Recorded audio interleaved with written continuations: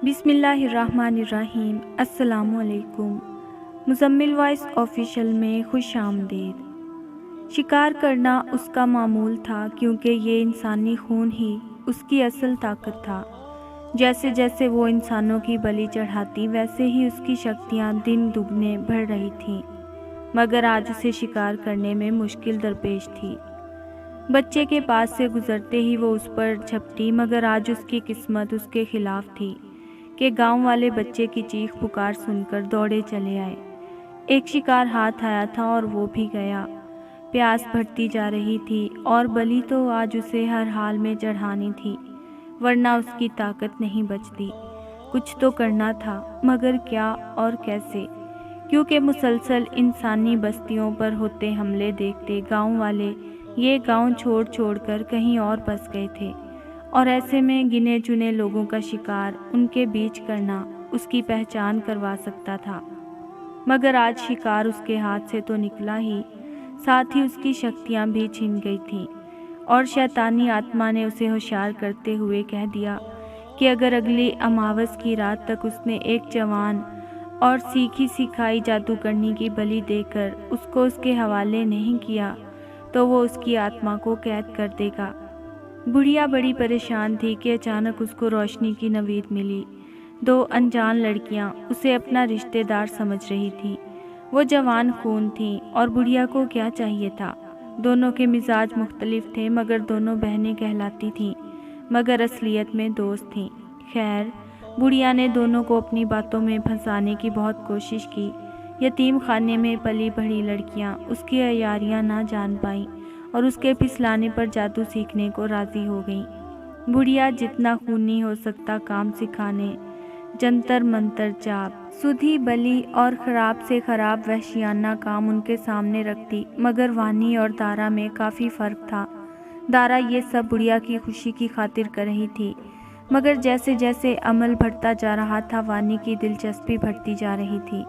गरीब थी, बेसहारा, कभी दौलत और आसाइश पास से महसूस नहीं कर पाई थी, और अब जब उसे रास्ता दिखा तो उसने हासिल करने की ठान ली थी और पूरे ध्यान से अमल करना सीखने लगी। जैसे जैसे वानी की दिलचस्पी बढ़ी वैसे वैसे बुढ़िया वानी को अकेले में अपनी कुछ खास शक्तियाँ मंत्र जाप सिखाने लगी, जिससे वानी गैर महसूस अंदाज तौर पर बुढ़िया के काबू में आने लगी। जैसे वो अमलियात में माहिर होती गई वैसे वैसे बुढ़िया की शक्तियाँ बढ़ने लगीं। बस अब उसे वानी की आत्मा को कुचलना बाकी था, जिसके लिए उसने एक इंसानी खून से भरा प्याला तैयार करके वानी को पिला दिया। वानी अनजान थी, उसे मोहसिना समझ रही थी। प्यार की मारी अपनी दोस्त जैसी बहन को खातिर में नहीं लाती। गुस्सा बढ़ता गया। दारा से दूरी और इंसानी खून की प्यास हलक में तूफान मचाने लगी। बुढ़िया रोज़ अपने मकसद के एक एक कदम करीब होती जा रही थी, और वानी खून की प्यासी। रोज़ एक प्याला वानी को खून से भरा पिलाना उसका मामूल बन चुका था। वानी अंधेरा पसंद हो गई थी, कुछ भाता नहीं था, बस एक तलब सी रहती थी कि अचानक बुढ़िया ने उसे खून देना बंद कर दिया और मंजरे आप से गायब हो गई, मगर छुपकर नज़र रखी हुई थी। खून ना मिलने से वानी दीवानी पागल हो गई और पागलों की तरह शिकार करने जंगल दौड़ पड़ी, मगर खून चाहिए था। खून कहाँ मिलता? आखिर उसे गांव के पास मुर्गियां दौड़ती दिखाई दी। रोज़ मुर्गियां पकड़ती और उन्हें नोच नोच कर उनका खून पीने लगी।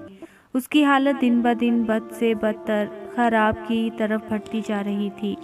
उसके चेहरे पर नहूसत बरसने लगी थी। दांत अजीब हैयत अख्तियार कर गए थे।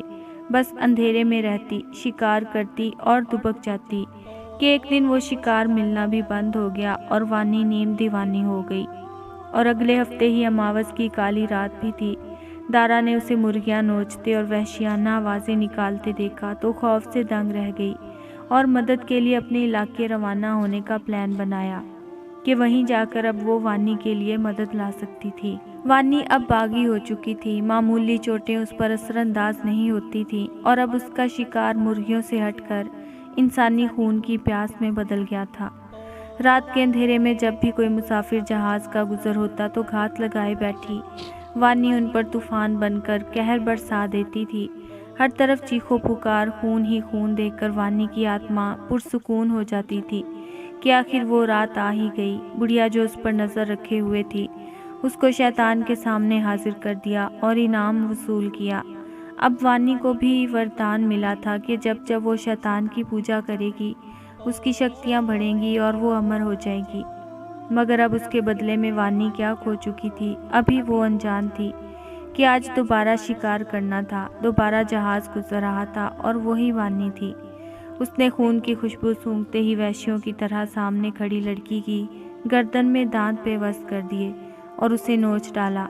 जब प्यास बुझी और होश आया तो एकदम झटका लगा और दीवार में चिपक गई। सामने उसकी दोस्त मांझ आई। दारा की लाश नोची खसोटी खून में तर उसके सामने बिखरी पड़ी थी।